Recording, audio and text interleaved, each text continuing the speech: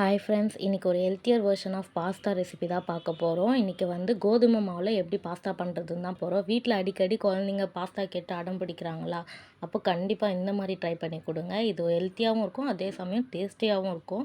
அதுக்கு ஃபஸ்ட்டு கோதுமை மாவை சப்பாத்தி மாவு படத்துக்கு பிசைஞ்சிட்டு ஒரு 5 மினிட்ஸ் ரெஸ்ட்டில் விட்டுருங்க. அதுக்கப்புறம் சப்பாத்தி மாவு மாதிரி தேய்ச்சி நான் கட் பண்ணியிருக்கேன் பார்த்தீங்களா, குட்டி குட்டி ரவுண்டாக இந்த மாதிரி கட் பண்ணிவிட்டு நான் மடிக்கிற பார்த்தீங்களா, இந்த மாதிரி மடித்து எல்லாத்தையுமே எடுத்து வச்சுக்கோங்க. நான் ஒரு 3 பேருக்கு ஏற்ற மாதிரி இன்றைக்கி செய்கிறேன். அதுக்கேற்ற மாதிரி நான் எல்லாத்தையும் கட் பண்ணி ரெடி பண்ணி வச்சுட்டேன்.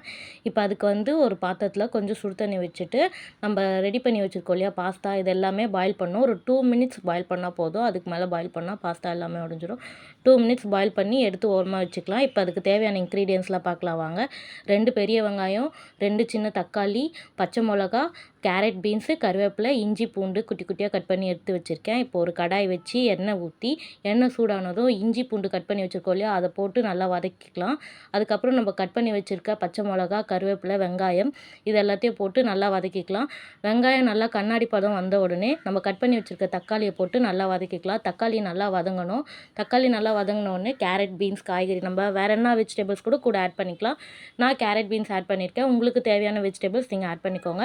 கேரட், பீன்ஸ் வதங்கினோடனே அதுக்கு தேவையான அளவு உப்பு போட்டு நல்லா மிக்ஸ் பண்ணிக்கலாம். நான் இன்றைக்கி வெறும் மிளகாத்தூள் தான் போட்டிருக்கேன். பாஸ்தாக்கெலாம் வெறும் மிளகாத்தூள் போட்டோன்னா நல்லாயிருக்கும். அதனால் நான் 1 ஸ்பூன் தான் போட்டிருக்கேன். வீட்டில் யாரும் காரம் அவ்வளோ சாப்பிட மாட்டாங்க, அதனால் 1 ஸ்பூன் வெறும் மிளகாத்தூள் போட்டிருக்கேன். இப்போ நம்ம வேக வச்சு எடுத்து வச்சுருக்கோம் இல்லையா பாஸ்தாவை, இதில் ஆட் பண்ணி நல்லா மிக்ஸ் பண்ணிக்கலாம். இப்போ நம்ம பாஸ்தா ரெடி. இது எங்கள் அத்தைக்கிட்ட கொடுத்து எப்படி இருக்குன்னு கேட்கலாம் வாங்க.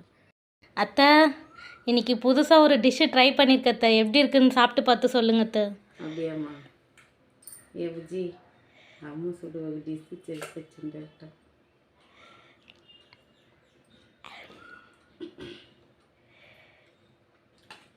சூப்பராக இருக்குமா? கொஞ்சம் காரம் தூக்கலாக நல்லா இருக்கு. அதே பாஸ்தா அந்த பாஸ்தாவில் செய்கிற மாதிரி எதமா இருக்கு? இது கோதுமையில் செஞ்ச பாஸ்தா. நல்லா இருக்குமா? நல்லா உப்பெல்லாம் திட்டமாக டேஸ்ட்டாக இருக்குது.